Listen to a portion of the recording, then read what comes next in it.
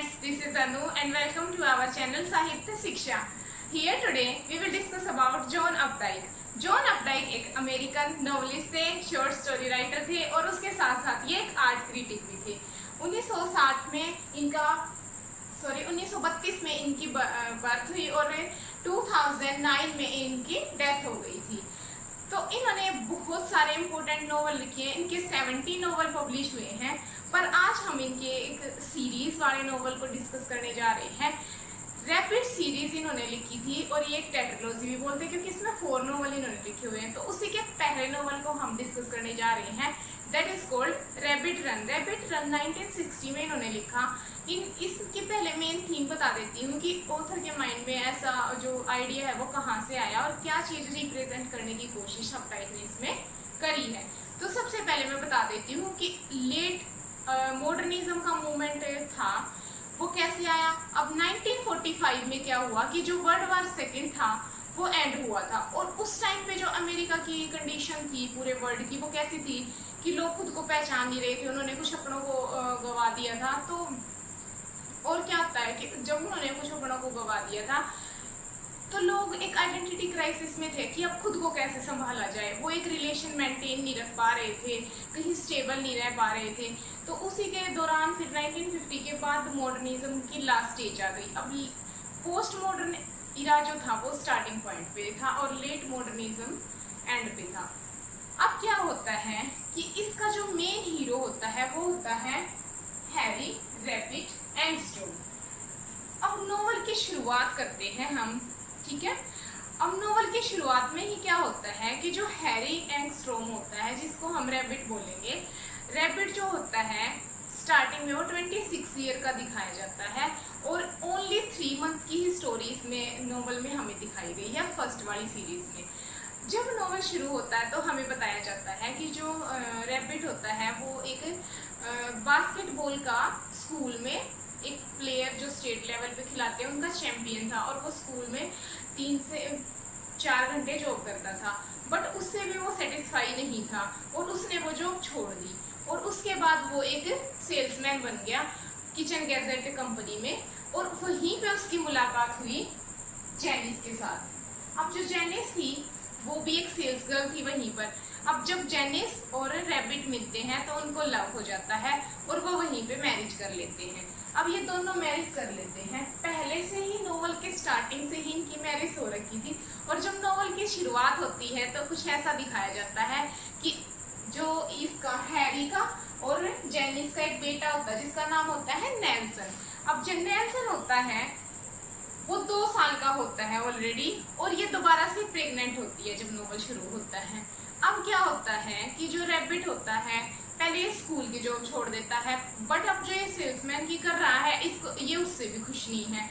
अब ये क्या करता है कि ये सेल्समैन की जॉब से बहुत ज़्यादा बोर हो जाता है और जेनिस के साथ भी इसके रिश्ते कुछ अच्छे नहीं हैं, मतलब कि ये उससे भी सेटिस्फाई नहीं है। तो अब क्या होता है भाई, अब ये जेनिस और जॉब दोनों को ही छोड़ देता है और जब दोनों को छोड़ के ये चला जाता है अपने होम टाउन। जब ये अपने होम टाउन जाता है तो वहाँ पर भी ये अपनी फैमिली के पास नहीं जाता। फैमिली मीन्स अपने पेरेंट्स के पास नहीं जाता।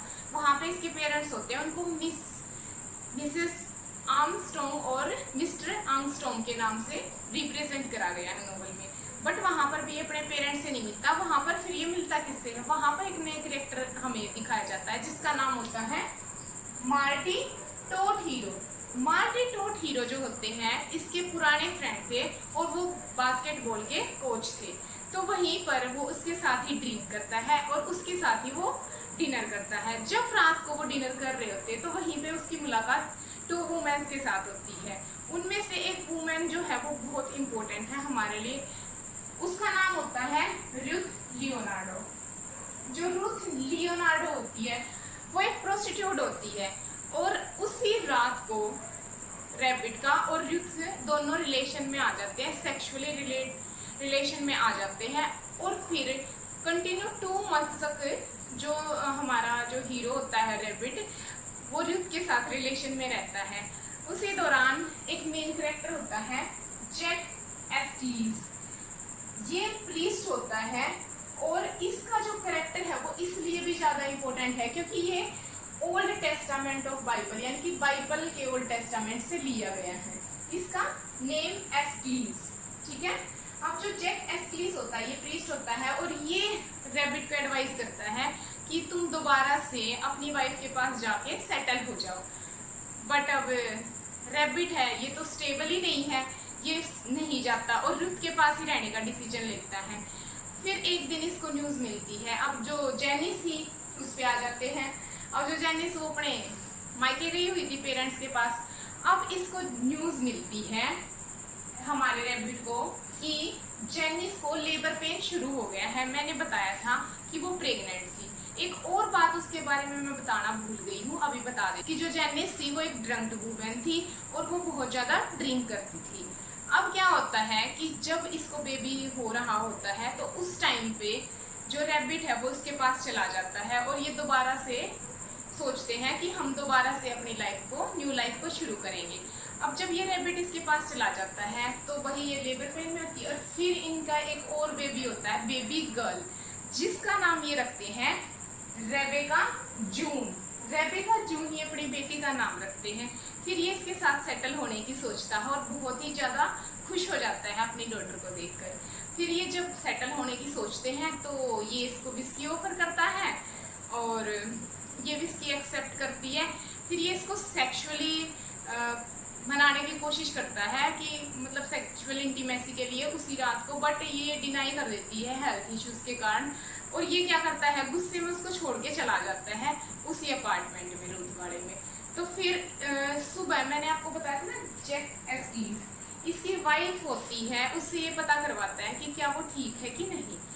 अब क्या होता है कि इसको पता, एक बहुत ही बड़ा इंसिडेंट इसको पता चलता है कि जो इनके घर में हो चुका है। अब मैंने बताया था कि ये उसको विस्की ऑफर करता है अपनी वाइफ को।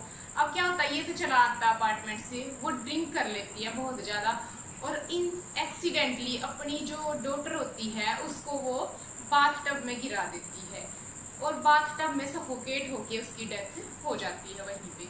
तो ये जब खबर रैबिट तक पहुंचती है तो वो और भी ज़्यादा अंदर से टूट जाता है और अपनी वाइफ के प्रति और भी ज़्यादा डिसअपॉइंट हो जाता है और बहुत ज़्यादा एंगर में होता है। अब क्या होता है कि ये बहुत ज़्यादा मतलब कि दुखी था और ये दोबारा से रुथ के पास चला जाता है। अब जब ये रुथ के पास जाता है तो ये क्या देखता है कि रुथ, इसको पता लगता है कि रुथ भी प्रेग्नेंट है। अब भाई ये पहले ही अपनी डॉटर की जो डेथ थी उससे इतना ज़्यादा परेशान था तो ये रुथ को बोलता है कि अबॉर्शन नहीं करवाना है, हम बेबी को जन्म देगी। बट क्या होता है कि रुथ है इससे मैरिज के लिए बोलती है और ये एक्सेप्ट भी कर लेता है।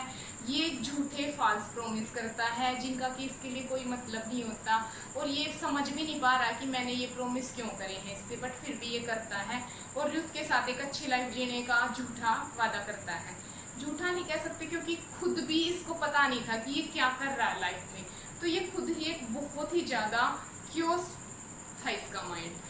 तो अब जब ये रुथ से मैरिज कर लेता है तो जेनिस को ये डिवोर्स दे देता है और लास्ट में हमें दिखाया जाता है कि लास्ट तक ये बिल्कुल भी खुश नहीं है, ना ये रुथ के साथ खुश है ना ये किसी जॉब के साथ, और यहीं पे हमारी स्टोरी की एंडिंग होती है। अगर आपको ये वीडियो अच्छी लगी हो तो कमेंट बॉक्स में बताइएगा। अगर आपको इसकी अगली सीरीज के ऊपर, that is called rabbit Redux के ऊपर भी अगर वीडियो चाहिए है तो कमेंट बॉक्स में बता दीजिएगा, हम जल्दी ही अपलोड करेंगे। और अगर आपको थोड़ी सी भी वीडियो लाइक आई है तो comment and share and subscribe जरूर करिएगा। Thank you so much. Thank you.